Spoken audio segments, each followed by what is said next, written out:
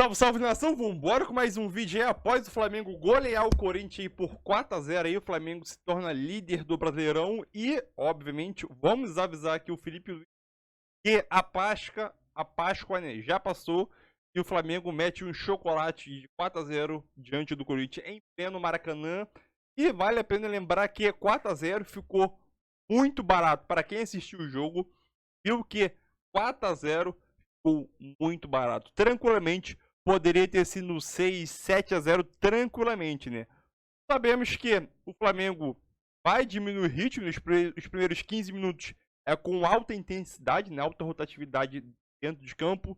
Depois que conseguiu abrir o placar, né? Tem a vantagem a seu favor, diminui o ritmo e pressiona o time do Corinthians e mesclando o tempo. Às vezes pressiona, às vezes espera o time do Corinthians. E 4-0, um baile.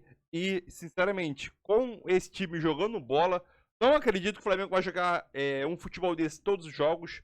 Mas jogando pelo menos 50% desse futebol em todos os jogos, o Flamengo tranquilamente consegue o título do Brasileiro, né? 4-0, fora o baile. Pedro voltou, 2 gols e 1 assistência. Cara, é demais. O melhor 9 da América do Sul e o 9 do Hexa, da seleção brasileira também. Então vamos embora mais um vídeo aí. É isso aí, tamo junto, galera. Dos times brasileiros, essa foi a melhor partida de um time brasileiro no ano.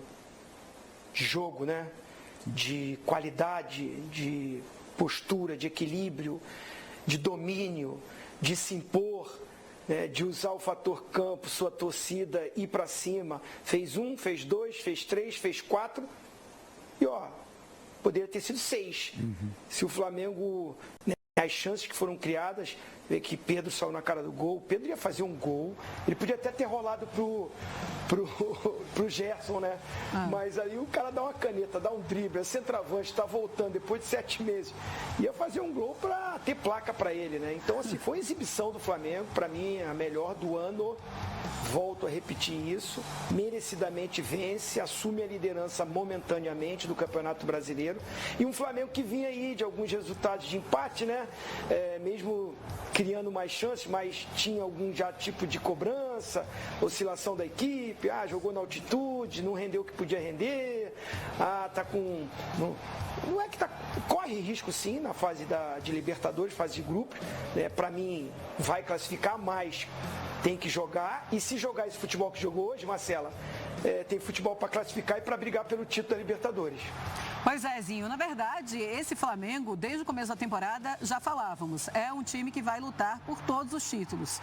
É um super Flamengo, mas ele vem amadurecendo a cada partida, Pascoal. É impressionante como esse Flamengo consegue mostrar um melhor futebol a cada jogo. E hoje concordo demais com o Zinho, melhor jogo do Flamengo no ano. Concordo também. É bom a gente já chegar concordando com o Zinho quando ele volta de férias. É verdade, tem isso também. Isso dá uma certa vantagem pra gente, né? Isso dá uma certa vantagem pra gente. Boa noite, Marcela. Boa noite, Zinho. Saudade, Zinho. Aí, capitão, boa noite. Você veja como é que são as coisas, né? O Flamengo deu um banho de bola no Corinthians. Não é que isso... É muito distante. Por isso que o time do Flamengo é incomparável. É incomparável. Muitos as. Porque não tem como competir com o Flamengo. O Flamengo jogando o que pode jogar, não tem competição. Não tem como. É um negócio absurdo. 4-0, como diria no interior, forante o baile. E ainda exagerando na categoria. Gente, o que o Arrascaeta jogou... Quando eu falo para vocês que o Pedro faz falta, não é que faz falta pro Flamengo, o Pedro faz falta para a seleção brasileira. O Pedro é diferente dos outros, ele tem o perfume que a bola gosta. Se ele não dá o passe pro gol, ele faz o gol. Se ele ajeita a bola, é um baita jogador. Aquela de calcanhar que ele ajeitou no primeiro tempo, ele imaginou uma coisa e saiu outra completamente diferente. O treinador do Corinthians que está chegando, né, o Dorival Júnior, vai ter muita dificuldade para articular esse time. Hoje o Memphis se machucou. Sem o Garro, que deve levar mais um bom tempo fora do time do Corinthians. Não sei qual é a gravidade da contusão do Memphis, mas pode ser uma pancada, pode ser uma contusão mais séria, a gente não sabe. O time do Corinthians hoje Hoje parecia o casado contra o solteiro, um catado de um lado e um time profissional do outro. Um time de profissionais jogando contra um time de meninos. Foi um banho de bola. A diferença entre o Corinthians e o Flamengo é alarmante. Eu sei que o torcedor do Corinthians pode ficar chateado e muitas vezes até pensativo. É bom que fique, porque o time do Corinthians é isso aí, gente. Mas é o campeão paulista. Mas essa é a diferença do Corinthians para o Flamengo, ou agora, nesse momento, o líder do campeonato. O Pedro está voltando agora, não está? Tá voltando Quantos agora. Gols ele já fez? 3. É isso? Quantos gols ele já fez? São 4. 4, né? Porque foram 2 hoje. 4 gols e uma assistência hoje. Tá ruim. O Pedro é demais, gente. O Pedro é... Pedro, Arrascaeta, Gerson, De La Cruz. O lateral direito arrebentou com o jogo. O lateral esquerdo foi inteligente. Gente, é muita coisa acontecendo ao mesmo tempo e coisa boa no Flamengo. No Corinthians, eu estava procurando o Romero. Tentei ver o Romero. O Romero parecia assustado. E o Roberto, quase nem Não, o Roberto não pegou na bola. Você viu ele pegar na bola? Pegou uma no cantinho ali que ele tentou uma... Gente, é muito pouco. E vamos falar sobre isso também. Se erra o Orlando ao escalar esse time do Corinthians, né? Porque um 4-3-3 do jeito que estava no Maracanã, sem ter um meio-campo mais forte, aí coloca o Romero. Que coloca o Romero, pelo amor de Deus. Eu já comecei a minha cornetagem também em cima do Orlando, mas o Orlando não estará à frente desse time do Corinthians, tá? Eu tenho uma tela para mostrar para os fãs de esportes que são os números desse jogo, desse Flamengo e Corinthians. 4-0, sexta rodada do Campeonato Brasileiro. Posse de bola do Flamengo, no final das contas, 53,5% contra 46,5%. Finalizações, 17-8. Finalizações no alvo, 6-2. Ações na área rival, 33-12. Grandes chances, 5-0. E escanteios, 10-3. Fábio, a gente fala aqui que muitas vezes esses números, eles mentem. É a matemática do jogo, mas não foi isso que aconteceu. Às vezes esses números, eles mentem. É a matemática do jogo, mas não foi isso que aconteceu. Hoje foi exatamente isso que aconteceu na partida. É que a posse de bola, Marcelo, quando a gente olha ali um pouco parecida, foram os momentos que o Flamengo deu a bola para o Corinthians, né? Que o Flamengo começa com uma intensidade muito alta, marcando sob pressão, tendo o controle do jogo, e aí quando faz o gol, e o gol sai muito cedo, né? Antes dos 5 minutos, então o Flamengo abre o placar e em algum momento do primeiro tempo, ele abaixa um pouquinho a linha, dá a bola para o Corinthians para jogar um pouco mais em contra-ataque, um pouco com as linhas mais próximas, então foi isso que aconteceu. Quando o Flamengo sentia a necessidade de pressionar o Corinthians e ter a bola, o Flamengo teve. Quando o Flamengo, dentro do jogo, criou uma situação para dar a bola para o Corinthians, para tentar abrir espaços também, isso foi utilizado. Então, é por isso que a gente vê o percentual de posse de bola um pouco mais parecido. Mas com relação a controle de jogo, situações criadas, intensidade, ficou muito clara a diferença no jogo de hoje. Eu acho que tem muita relação, Marcela, com o que você falou, com a escalação que o Corinthians entrou, né, no jogo de hoje. Assim, o Flamengo ele tem duas questões que são básicas para o adversário, que é controlar o ímpeto do Flamengo nos primeiros 15 minutos, onde o Flamengo coloca uma intensidade de jogo muito alta, e você povoar o meio-campo a ponto de que o Flamengo não tenha esse controle. E nada disso aconteceu. O Flamengo conseguiu usar a intensidade durante os primeiros 15 minutos, por isso que faz o gol também logo no início, e o Corinthians não conseguiu povoar o meio-campo, não conseguiu criar dificuldades de marcação. Então, isso foram um dos fatores que acabaram propiciando aí ao Flamengo esse grande resultado. E fora isso, a intensidade de jogo, né? Para você enfrentar um Flamengo, né, nesse nível e não colocar intensidade de marcação, enfim, correções de posicionamento, o Corinthians apresentou hoje muitas falhas defensivas, então é isso. São dois times, como eu falei, de camisas poderosas, mas que hoje ficou muito claro, assim, nem sei se essa diferença é tanta, né? Se o Corinthians é tão abaixo do que o Flamengo pode apresentar dentro do Campeonato Brasileiro, mas hoje, no jogo de hoje, isso ficou muito claro, assim, e a diferença foi muito grande. Eu fiquei até me questionando, será que a diferença do Flamengo para o Corinthians é isso tudo mesmo que a gente está vendo? Sabe o que me lembrou, Zinho? Me lembrou Argentina e Brasil.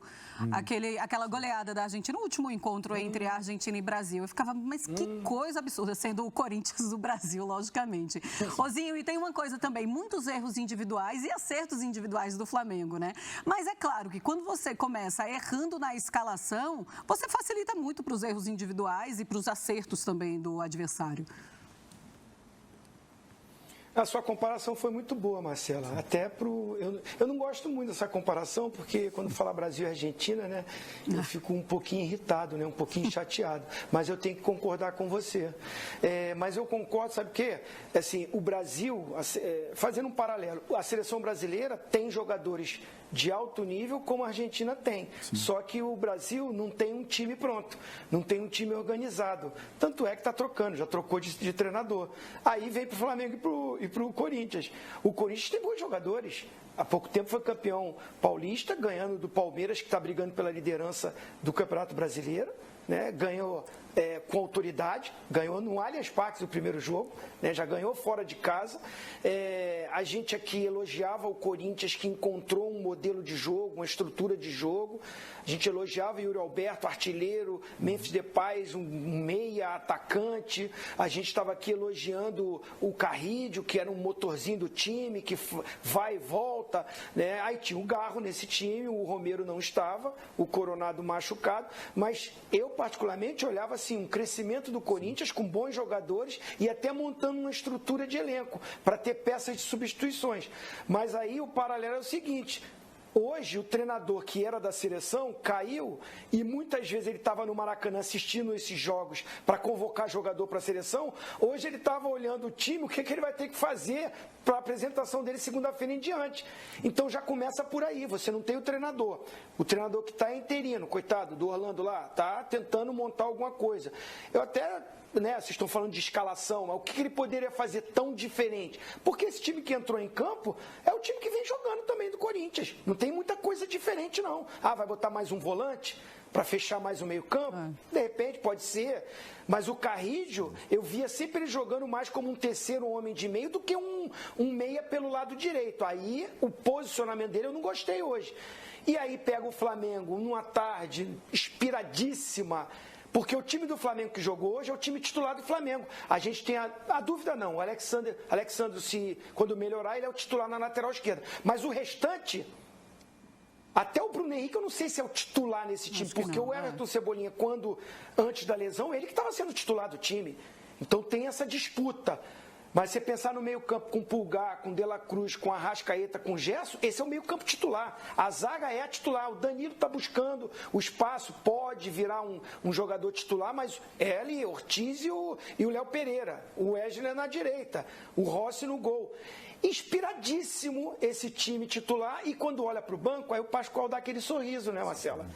Quando olha para o banco, aí vai buscar Plata, vai buscar Luiz Araújo, tem Alan no banco, ainda tinha Michael, tem muita peça de reposição.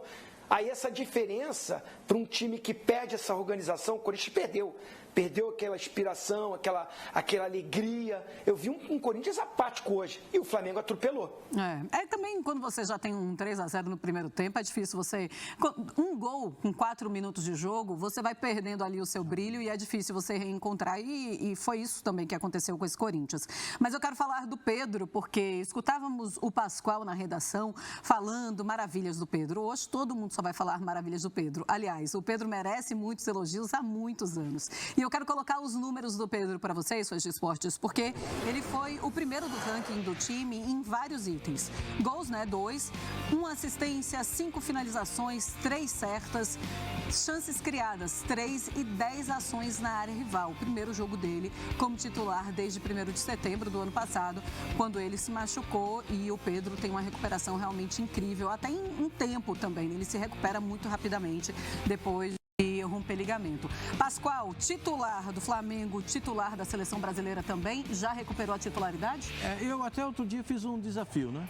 Falar rapidamente um centroavante que joga mais que o Pedro e pode jogar com a camisa da seleção brasileira. Olha o silêncio, ó. Dá pra escutar o Pernilongo voando, ó. Dá pra escutar. Por quê? Porque ele é o melhor centroavante do futebol brasileiro. Ele é o único que tem a característica de centroavante, né? Nós temos alguns bons jogadores que jogam como 8,5, não como 9. Né? 9 dentro da área, jogador de definição, jogador que o Zinho adorava lançar para ele fazer gol, jogador que o capitão detestava marcar porque ele está sempre presente na grande área e sempre é capaz de criar alguma coisa quando a bola chega.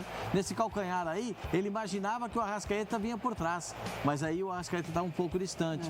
O Pedro é um jogador que faz muita diferença, inteligente demais, sabe jogar dentro da área, sabe jogar fora da área. O gol que ele faz, que a bola sobra para ele, que ele bate de primeira, na falha da saída do goleiro do Corinthians, é uma coisa impressionante. E faz um gol de pênalti. Depois a gente vai falar do pênalti. Eu achei que não foi nada, mas tudo bem, o árbitro deu pênalti. E ele foi lá e bateu o pênalti. Aliás, vou até falar para vocês como hoje o pênalti deve ser batido. Porque os goleiros são muito grandes. Por exemplo, o goleiro do Corinthians tem 2 metros. Com a envergadura que ele tem, com o salto que ele dá, ele vai chegar na trave, onde o jogador vai bater a falta. Então, ele pode bater o pênalti, ele pode pegar. Então tem que bater forte no alto. Se conhecem também, né, Pascoal? Tem isso também. Se conhecem os dois. Claro. Aí o Pedro bateu forte no alto para evitar que o goleiro fizesse a defesa. 1 assistência, 2 gols, 5 finalizações, 3 certas. Não tem, são os números absurdamente positivos para o Pedro e a gente torce muito que ele consiga uma recuperação plena, porque, como disse o Zinho, depois que a vergonha que a gente passou contra a seleção da Argentina, o Pedro precisa voltar a vestir a camisa do Brasil. Bom, é isso que ele está... Então, é isso aí, são mais que para o canal, né? O Flamengo vence aí o Corinthians 4-0. Fora o baile e o chocolate massacre, o Flamengo dominou o Corinthians do início ao fim.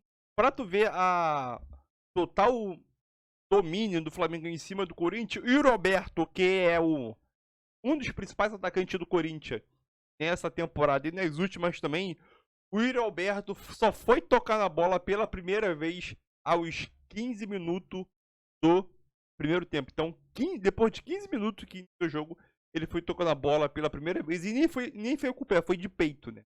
Uma bola que acabou ele ajeitando de peito. Então, para tu ver o amplo domínio que o Flamengo teve no início do jogo e o jogo inteiro, né?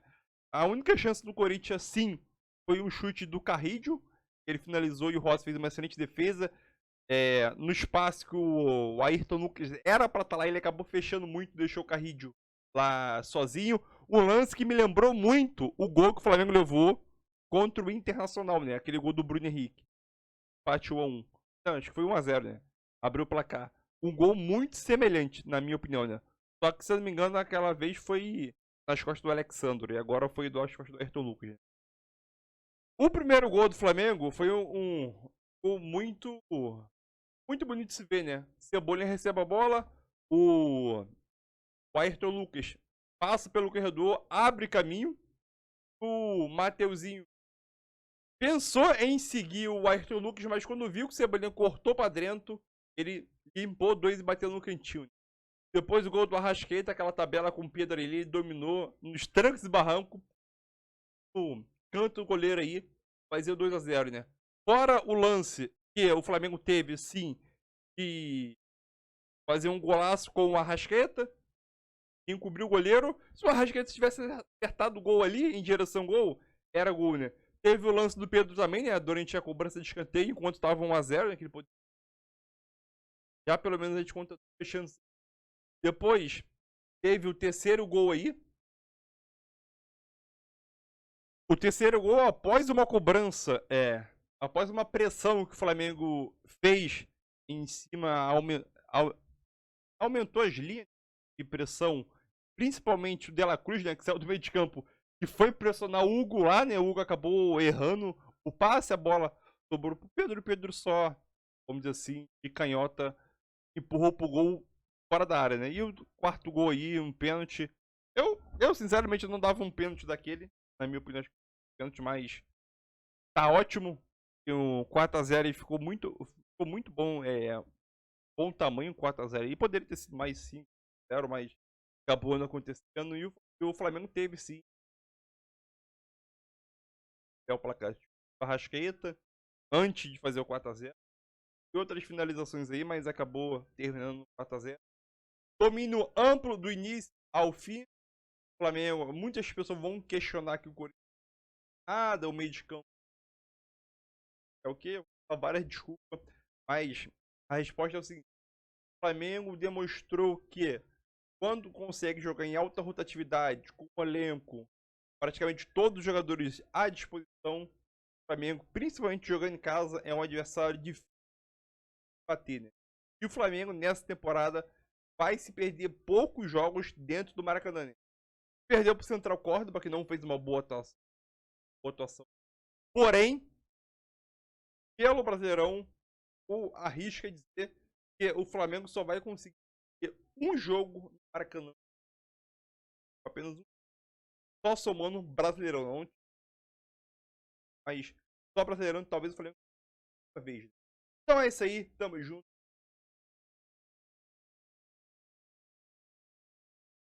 Mas é isso aí.